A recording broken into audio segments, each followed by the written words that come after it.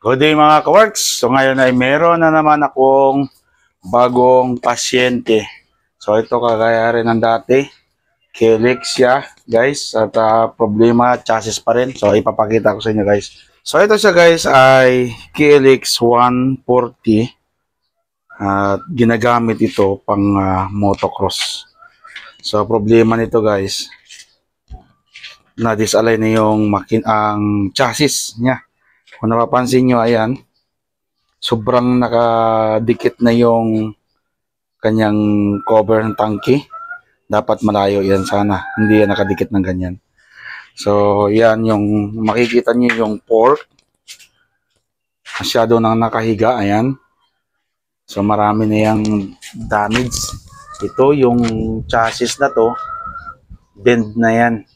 So, sasapian ko yan. Pag babaklasin ko, sasapian ko siya. Then ito, dati nasapian ko na. Pero, hindi kinaya dahil itong taas nga ay wala. Tapos yung dito, mahina rin itong taas.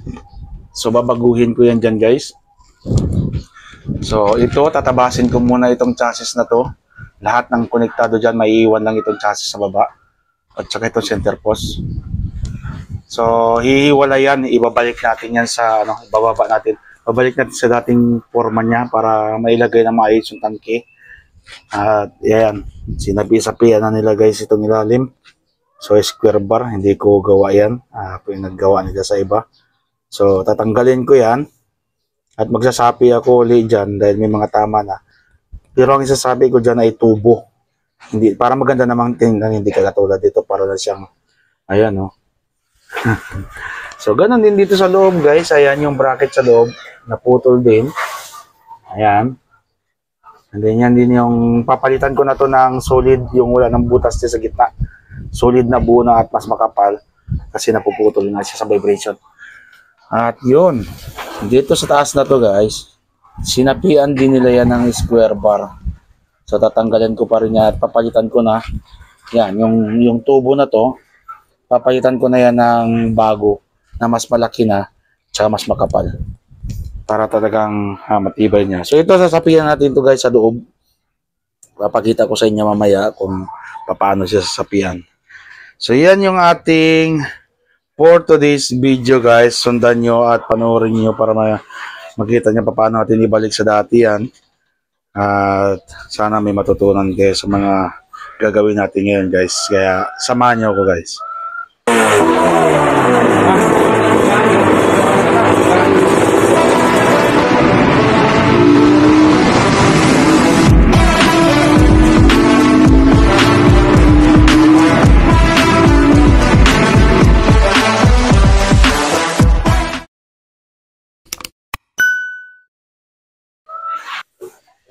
So, fast forward tayo ng konti mga ka-words.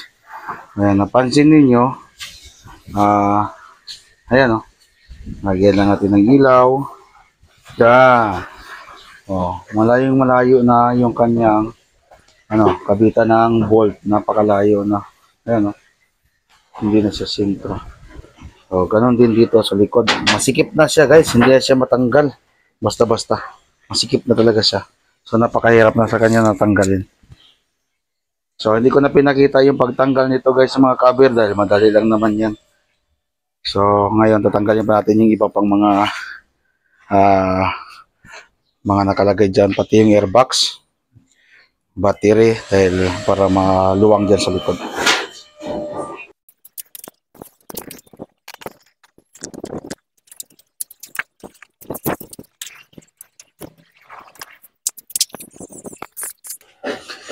So, ito na siya guys. Kalas-kalas na. Ayan. So, ito yung na-damage niya banda guys sa lugar na to.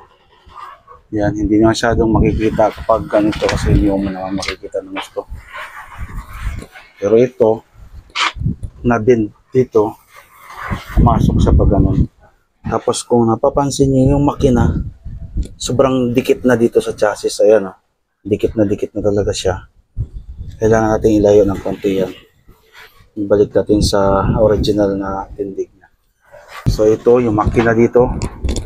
Ayan, dumikit na rin siya oh. So hindi na ito malagay yung tornilyo dito, bangga na yan. Oh. Kapag in-straight natin yung direksyon, mabangga na sa chassis. Dapat nandito lang yung banda sa may partner ko. So, yan ang mga gagalawin natin guys. Hindi ito madali. Kasi kung titingnan mo, parang wala siyang tama. Pero hindi mo na maisalpak ng maayos yung tangke. Halos, ano na dito guys eh, ganyan kalaki. Baga, parang dito na banda yung tangke. Halos 1 inch yung ginalaw ng tangke mula dito sa may bolt na dito. Sa may bolt na dyan, at saka dito sa may banggaan ng tangke na to kasi dapat nakapasok ito doon sa may salpakan ng tangke. Yan. Yan, dyan. So ngayon, hindi na yan. Dinidiinan na niya. Oh. Halos mabubutas na yung plastic. Pinipilit na lang yan guys. Buti plastic ito. Kung lata yan, nabutas na yan. So yan yung ating sakit ng ulo ngayon guys.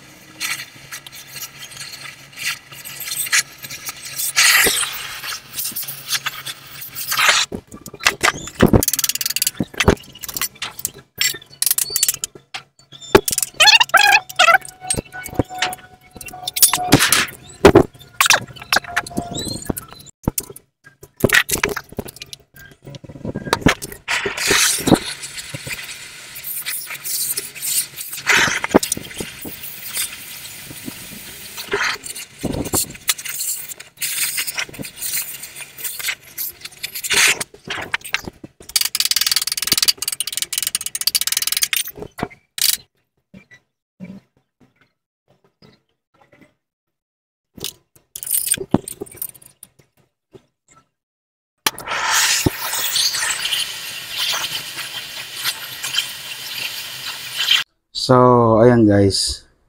Napansin niyo yan. Magwat na yung makina sa chassis. Medyo mataas yung pagkakaagwat niya ngayon guys. Medyo malayo. Kasi ito, i-release pa natin itong ano na yan. Kasi dikit yan dito sa taas. So, kapag naka-release na yan dyan, bababa na itong makina at sisakto na yung ano na dyan. Position niya dyan sa ibaba na yan. So guys, ang laki oh. Layo oh. Ganyan kalaki. Ganyan kalaki yung ginalaw niya guys. Sa mangyayari dito, ito kasi bend. Itong part nito, naka-bend din yan. Oh, nakabalagtot. Halos ano rin yan. Yan yung marking ko. So dito siya banda, halos gitna. Siguro mga 3/4. Yan yung itutuwid natin. So ganun siya kalaki rin, naka-bend dyan. So kailangan nating ano, ituwid yan.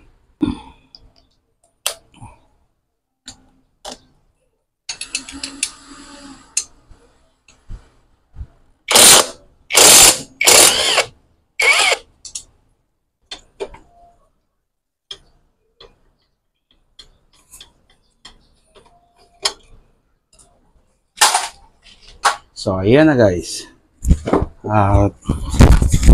Magwat na yung makina. Napansin nyo kanina kasi dikit na dikit yan sa chassis. Ngayon magagwat na siya. Hinintay ko na lang ngayon guys kasi pinapahanap ko pa yung nakakabit dito ng mga bolt para makuha natin ng sakto yung sukat dito.